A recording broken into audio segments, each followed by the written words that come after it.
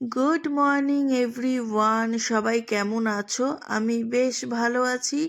আর এটা হচ্ছে আমার দীঘার ভিডিও লাস্ট আপডেট। পরপর প্রচুর ভিডিও তোমাদের সাথে শেয়ার করা হয়েছে আমার দীঘায় আসা থেকে, দীঘা থেকে বাড়ি যাওয়া। তো এটাই হচ্ছে লাস্ট ভিডিও, কারণ আজকে আমরা বাড়ি চলে যাব। বেশ ভালোই কাটলো 3টে দিন, বেশ মজা করলাম সবাই একসাথে, হই হুল্লোড়, আড্ডা, খাওয়া দাওয়া সব কিছু মিলিয়ে বেশ ভালোই কেটেছিল আমাদের দীঘার দিনগুলো, তাই তো?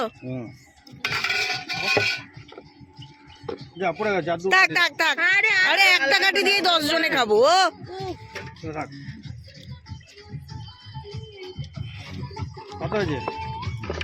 এদিকে আমরা হোটেল চেক আউট করে নিয়েছিলাম, কারণ আজকে যেহেতু আমরা বাড়ির দিকে ব্যাক করব, তাই ভাবলাম সকালবেলা একটু ঘোরাফেরা করে খাওয়া দাওয়া করে আমরা নিজেদের গন্তব্যস্থলে তো সেই অনুযায়ী আমরা সবাই মিলে একটু রেস্ট নিচ্ছিলাম, আড্ডা দিচ্ছিলাম। তার মধ্যে এটা একটা কাণ্ড ঘটিয়ে ফেলেছে, কারণ ভাই আর আমার বর দুজনে মিলে গিয়ে এই কেকখানা নিয়ে এসছে। যেহেতু আমরা অ্যানিভার্সারি উপলক্ষে দীঘাতে বেড়াতে এসেছিলাম, তাই দীঘায় এসে একটা কেক কাটিং করব না সেটা তো হতে পারে না। তো সেই হিসাবে ওরা দুজনে মিলে গিয়ে কেকটা নিয়ে এসেছে। যদিও বা আমার একটা ইচ্ছে ছিল দীঘাতে এসে আমি একটা কেক কাটিং করব, বাট কোনো একটা কারণে সেই ইচ্ছেটা আর ছিল না। ভেবেছিলাম আর কেক কাটিং করব না, কিন্তু সেটা আর হতে দেয়নি। ভাই গিয়ে আমার বরকে সাথে করে নিয়ে গিয়ে একটা কেক নিয়ে এসছে যে দিদিকে কেক কাটাতেই হবে। তো যাই হোক, তারই একটা ছোট্টখাট্ট সেলিব্রেশন করছিলাম আমরা সবাই মিলে।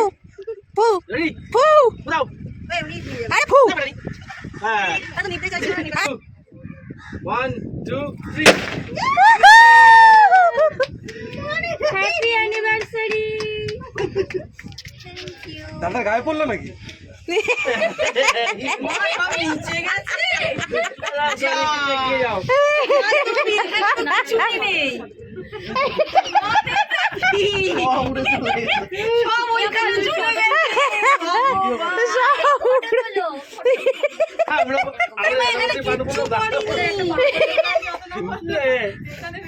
এখানে পড়েই নি কিছু, সব উড়ে ওখানে চলে গেছে।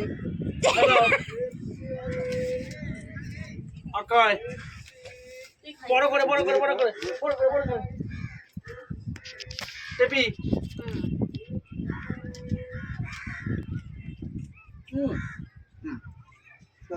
Not bad. না, কেকটা কিন্তু খারাপ না।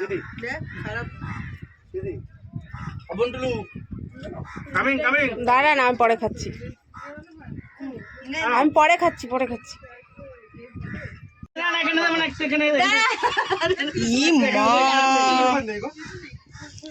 এই টিস্যুগুলো আনা হয়নি, ব্যাগে আছে।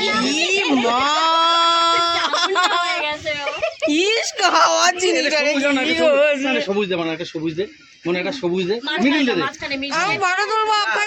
এটা বলো যাদের অ্যানিভার্সারি তারা মজা নিচ্ছে, আর তুমি আমারে মাখাচ্ছ।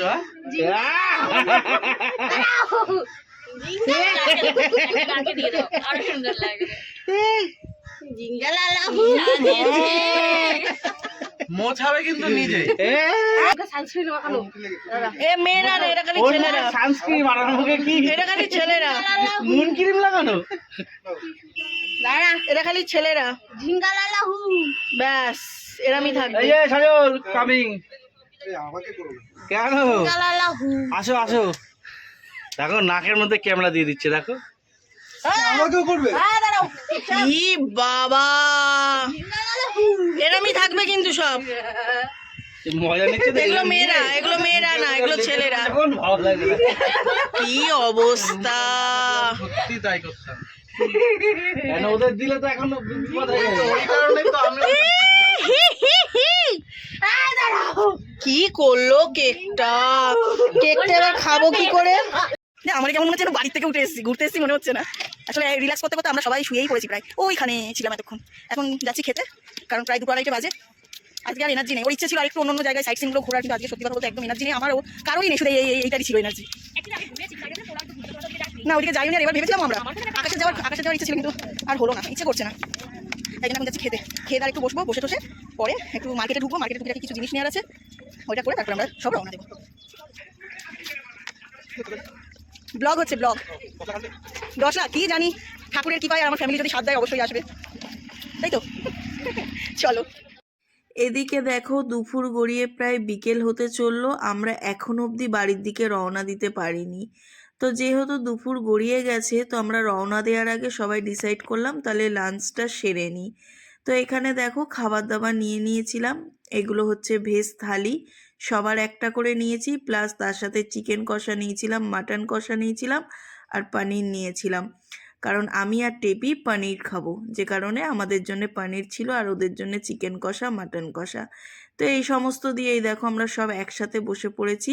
সত্যি লাঞ্চ কথা করতে। বলতে এই 3টে দিন যে কিভাবে কেটে গেল সত্যি বুঝতে পারলাম না। তো ফার্স্ট টু লাস্ট দীঘার ব্লগগুলো তোমাদের পরপর দেওয়ার চেষ্টা করেছিলাম, আর আমার লাইফে এগুলো তো সব স্মৃতি হয়েই থেকে যাবে। বেশ মজা করেছি, সত্যি ভীষণ মজা করেছিলাম। হ্যাঁ, ফোন করিস পৌঁছিয়ে, কেন আমাদের আগে তোরা পৌঁছাবি। আমরা 4-5 জায়গায় দাঁড়াবো, তারপরে হোল্ড করে তোমাকে ফোন করবো। হ্যাঁ, কেন দেখা হবে নাকি ওর বাসের সাথে? বাসের সাথে দেখা হয়ে যেতে পারে। তাই ওরা যদি জানলার পাশে বসে তাহলে আমাদের হয়তো দেখেও নিতে পারে। সে যদি ড্রাইভার পাশে জানলার পাশে বসে না, আমরা গাড়ি নিয়ে যাবো, আমাদের গাড়িতে দেখলেই চিনতে পারে। চলো টাটা। টাটা। রানিং অবস্থা হয়তো কথা বলে। আলটিমেটলি আমার দীঘার ব্লগ আজকে এখানেই স্টপ করলাম।